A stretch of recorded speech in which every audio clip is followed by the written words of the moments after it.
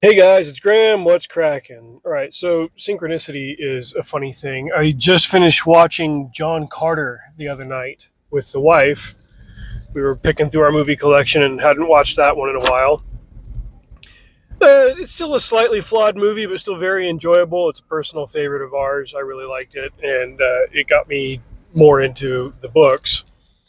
And I've always had a particular always, like since then, I've had a particular affinity for the Barsoom books by Burroughs. I've done some videos on that before, especially how Bob Iger and Disney intentionally screwed the movie over because Bob Iger sucks and is evil. But I digress. Last year, I read an indie or small pub, I can't remember what particular distinction this one has, a small book. I say small in the sense of who's publishing it, not small in terms of page length. A book called Phoenix by Lori Janeski, the first in a series called The Carter Files. And wouldn't you know it, it takes place on Mars, mostly, or in the orbit of Mars, or out in space around Mars.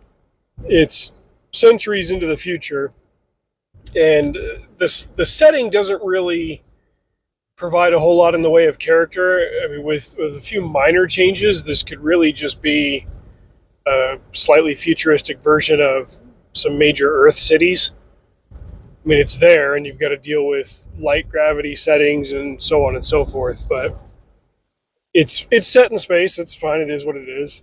The main character is a guy named David Carter, who is a space cop, and he's paired with an unlikely partner, a woman named Veronique de Tournay, and they both had troubled pasts, and they had to overcome some of their interpersonal hiccups with each other to solve a terrorism case. And by the time the book ended, I was like, this is really good, and it was cool to read space opera. I mean, technically sci-fi, but same thing. Like the sci-fi element of it was about as prevalent as the setting. This is really just a cop mystery set in space. Janeski said in the afterword that she's a big fan of Mary Higgins Clark. She's cited that in the afterwards to both books. And you can tell that she's writing in that vein and towards a similar audience who enjoys those kinds of high intensity but still wholesome mysteries. And I enjoyed it. I did a video review about it, and it all went pretty well. At the end of the last book, Carter and de Tournay got married. There was some love, there was some marriage. So now in this sequel book called Raven, they're still kind of newlyweds. Like they're still a few months into their marriage. It's not really public. She hasn't taken his name. Some people know about it, but he's kind of, I mean, infamous isn't really the right word, but he's got some notoriety in certain circles for being the guy that stops bad guys. And if you do that enough times, you end up putting a target on your back. So obviously you want to keep the new wife under the radar. Well, now in this book, they're dealing with a serial kidnapper, although they can't figure out what the serial element of it is. No ransom notes, no clues, nothing. The only thing that they find left behind in the place of these children is a single raven feather, hence the title. And so Carter's got to, draw on his particular skill set and his experience and everything to start tugging at the threads and figure out what's the similarities between these victims and such. And at the same time, Veronique de Tournay is pregnant. She hasn't told him yet, at least she hasn't at the beginning of the book. And she's going through all of the fun parts of that, mainly the morning sickness. But as Carter is working this case and she's going through the initial problems of the first few weeks of pregnancy, not only is the case wearing on him, there's also a concerted internal attack within the police force to cause problems for him professionally. Veronique, she's got her unique skill set has to do with reading people. Like she went to this special academy for reading facial expressions and body language. It's not a pseudoscience in the future. In the setting of this story, it's something that's been solidified, but it's still a very exclusive group of people that can practice this and get good at it. And the institution that trains people is also very, I guess you can kind of say, possessive of its reputation as well as of its alumni. And she gets kind of hit with the same stuff that Carter does. While he's dealing with, for lack of a better term, IA investigations, she's getting audited by her alma mater for her involvement in stuff that happened in the previous book.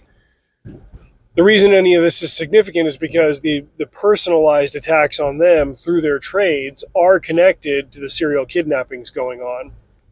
And that's all I want to say really about the plot of this one. Is this guy flipping me off or he's flipping off the mirror? I can't tell. Construction workers.